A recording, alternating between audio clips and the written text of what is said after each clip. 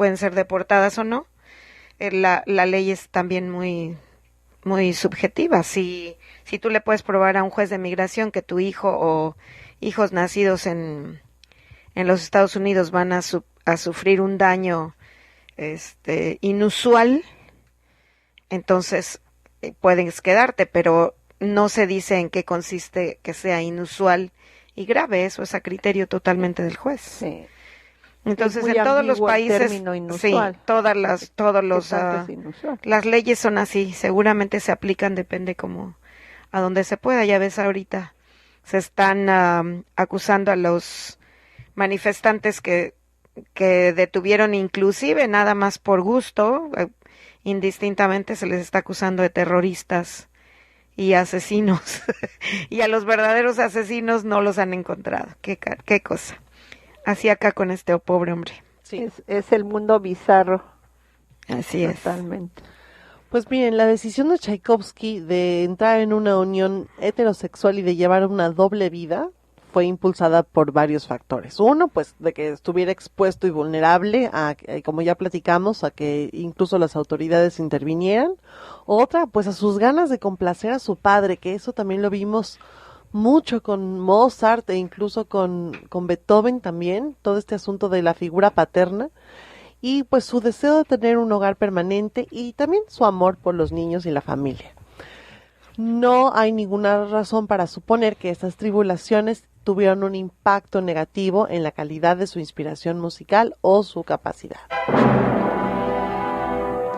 Durante las ceremonias de conmemoración para el monumento de Pushkin en Moscú, el novelista Fyodor Dostoyevsky denunció que el poeta y dramaturgo Alexander Pushkin había dado un llamado profético a Rusia a la unidad universal con Occidente, un reconocimiento sin precedentes para el mensaje de Dostoyevsky se extendió por toda Rusia y con ella el desprecio por la música de Tchaikovsky se evaporó. Menos mal.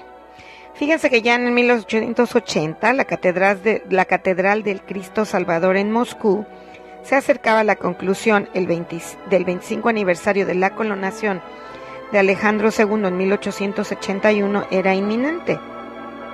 Y las artes de Moscú en 1882 y exposición industrial estaban en la etapa de planificación. Nikolai Rubinstein sugirió una pieza conmemorativa grandiosa para la asociación con estas festividades relacionadas. Tchaikovsky comenzó el proyecto en octubre de 80, acabado el plazo de 6 semanas. Le escribió a Nedezhda von Meck que la obra resultante, la Obertura 1812, sería muy ruidoso, pero lo escribí sin sensación de calor del amor y por lo tanto es probable que no haya ningún mérito artístico en el mismo. Sin embargo, este trabajo se ha convertido para muchos en la mejor pieza de Tchaikovsky. Así es.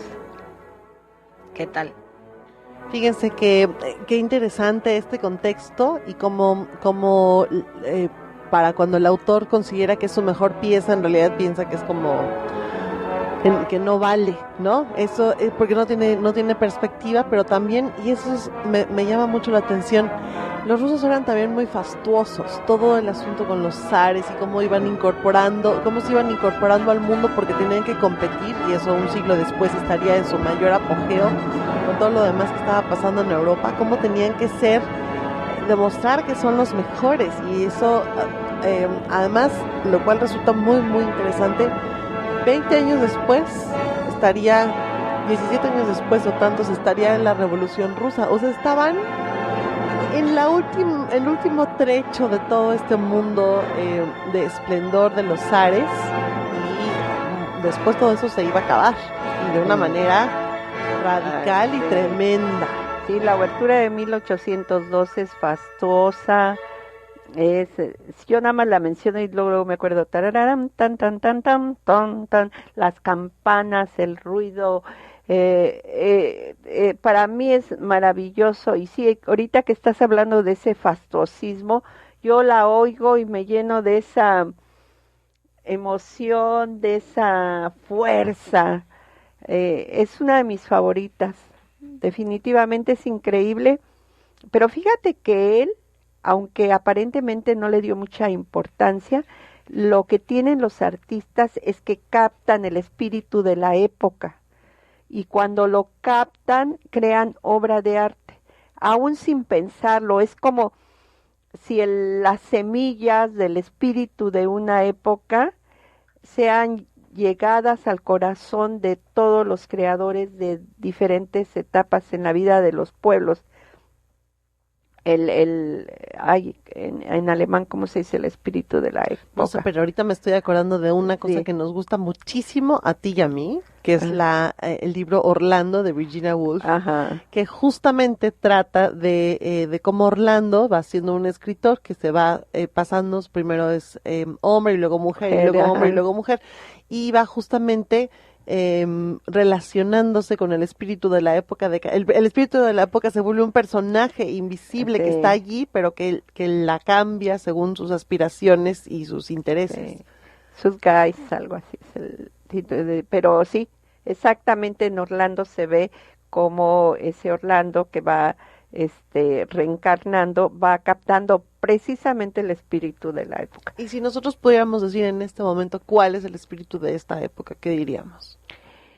Fíjate que yo, la guerra siempre ha sido, pero una manera muy dramática. Yo creo que estamos en presencia de una fuerza negativa muy dramática que a la vez está pulsando por sacar un espíritu.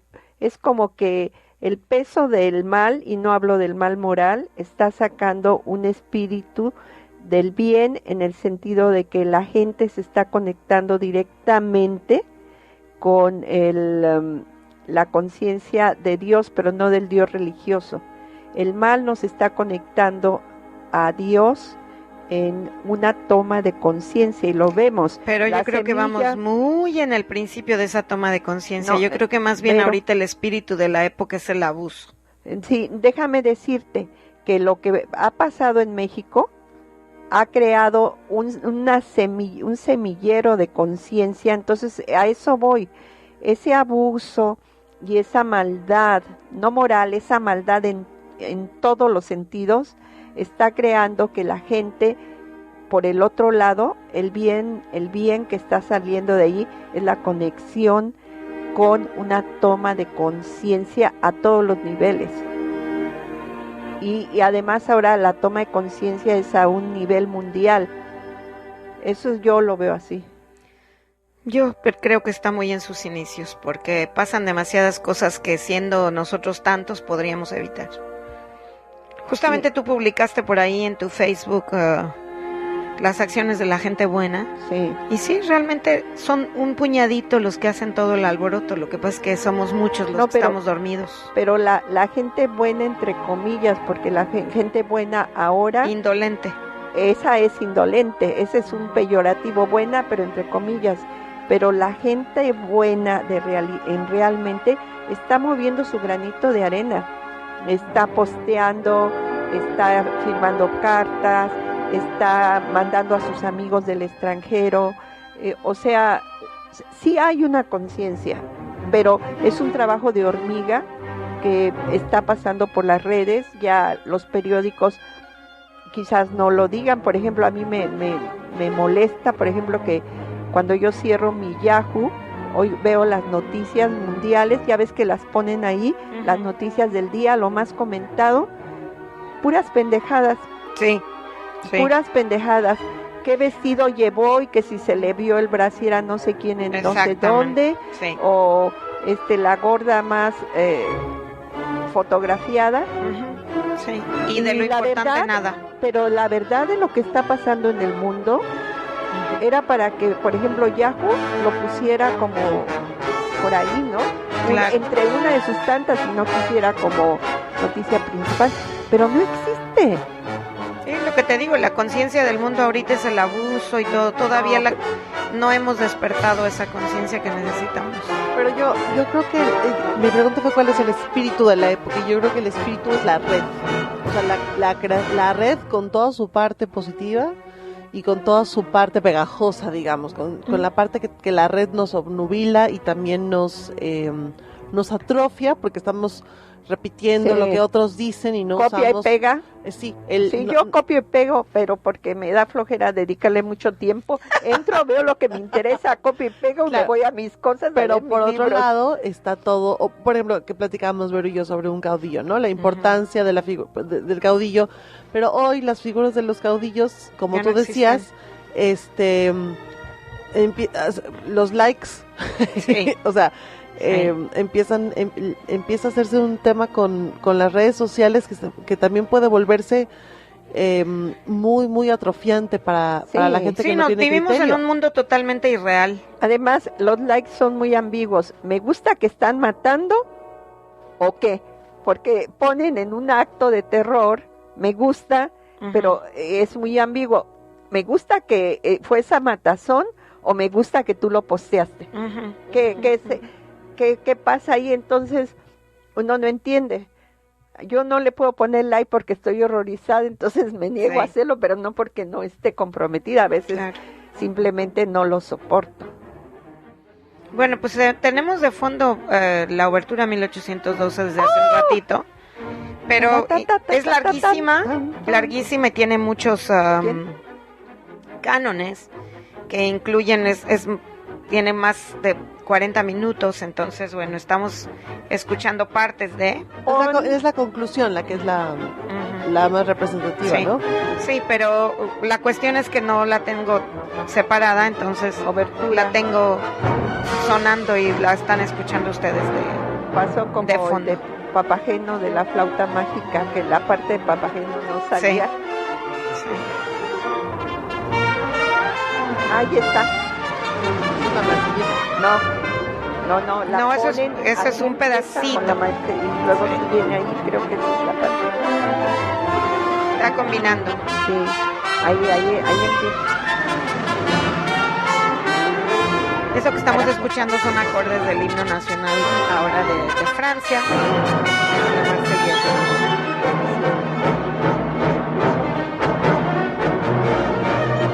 Bueno, a los 44 años, en 1884, Tchaikovsky empezó a ponerse insociable e inquieto.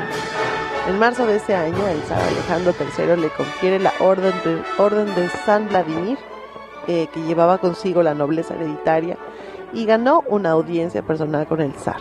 A pesar de su desdén por la vida pública, Tchaikovsky ya participaba en ello como consecuencia de su fama que crecía y porque sentía que era su deber promover la música rusa.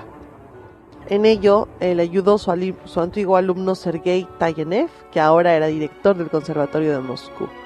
Asistió a los exámenes estudiantiles y negociaba las relaciones, a veces sensibles, entre los distintos miembros del personal. Tchaikovsky también se desempeñó como director de la sección moscovita de la Sociedad Musical Rusa durante la temporada 1889-1890. En 1892, Tchaikovsky fue elegido miembro de la Académie des Beaux-Arts de Francia, o sea, las Bellas Artes, el segundo de Rusia en ser honrado así. Y al año siguiente, la Universidad de Cambridge en Inglaterra le dio el honoris causa en música. Bueno, pues llega el momento, el 28 de octubre de 1893, Tchaikovsky dirigió el estreno de su sexta sinfonía, La Patética, en San Petersburgo. 9 días más tarde, Tchaikovsky murió a los 53 años. Súper joven, ¿no? Sí. Si bien la muerte de Tchaikovsky ha sido tradicionalmente atribuida al cólera, probablemente contratados a través de beber agua contaminada, contraídos. Varios días antes, algunos han teorizado que su muerte fue un suicidio. Tchaikovsky escribió muchas obras que son populares entre el público de música clásica, incluyendo su Romeo y Julieta, la obertura de 1812, sus 3 ballets y March Slave, la marcha de los esclavos.